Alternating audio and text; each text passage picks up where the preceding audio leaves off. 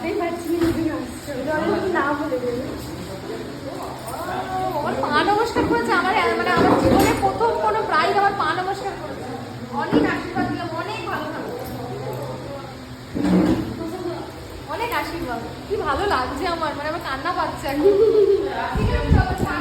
হ্যাঁ, বলো সুন্দরী, কেমন কি লুক চাইছো? তোমার মনের মতো করে সাজিয়ে দাও। হোয়াইট কালার লেহেঙ্গা পরছি তো, যেমন জুয়েলারি